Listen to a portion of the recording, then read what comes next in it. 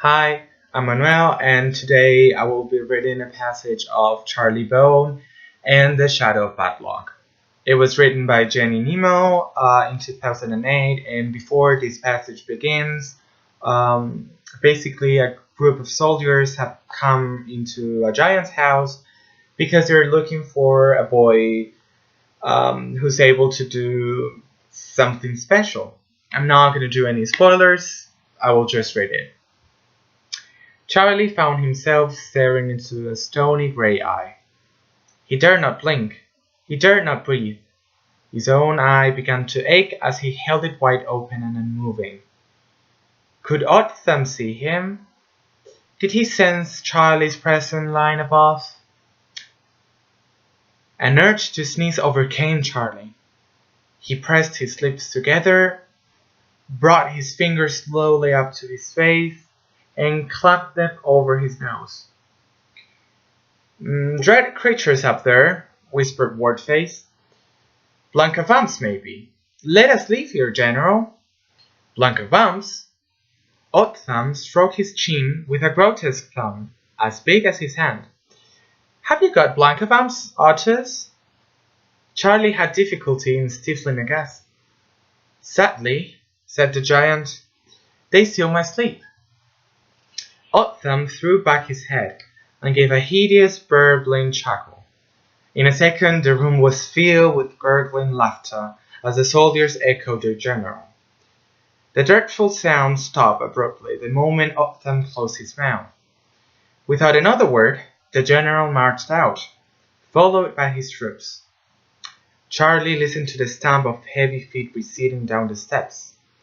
A door at the foot of the tower clanged shut, and the soldiers began to march down the street. Charlie waited breathlessly. He dared not move for fear one of the soldiers remained in the room below. He could hear Otis settling his room to rights after the rough intrusion. Long after the footsteps had faded, the giant came and grinned up at Charlie. You're safe, boy. Be not afeard. I will get you down. Thanks, Charlie said huskily. The giant pushed back the panel, saying, Step onto my shoulders.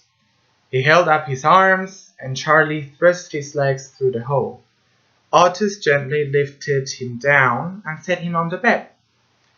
Charlie wriggled his aching shoulders and rubbed his arms. I'm not sure how I got here, he said. The giant pulled his chair up to the bed and sat down. Putting his head on one side, he regarded Charlie quizzically. Your name? He asked. I'm Charlie Bone, sir. You are a traveler? Yes, I am sometimes. I can travel into photos and paintings. Observing the giant's puzzled frown, Charlie added quickly, Photos are a bit difficult to explain, but I expect you know what a painting is. The giant nodded. Anyhow, this time it was different. This time a painting has kind of captured me. The giant nodded again.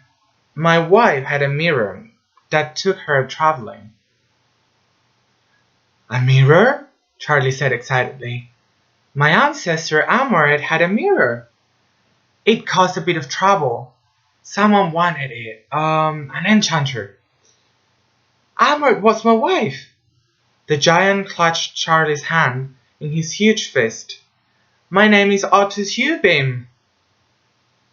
Then you are my ancestor too.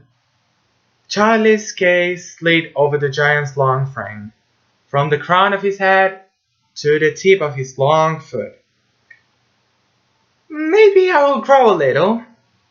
The giant smiled. I was this high when I was a boy. He held his hand about 6 feet up from the ground. Oh, said Charlie a little sadly. What is your century? Asked Otis. 21st, said Charlie after a bit of thought. There are 900 years between us. Charlie frowned. I don't get it. I've never ever come into the past this way. I was just looking at the painting.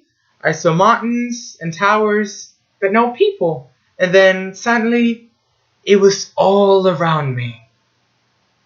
And whoops, maybe it was a little bit long, but I wanted you to understand why he was there. Like, what was he able to do?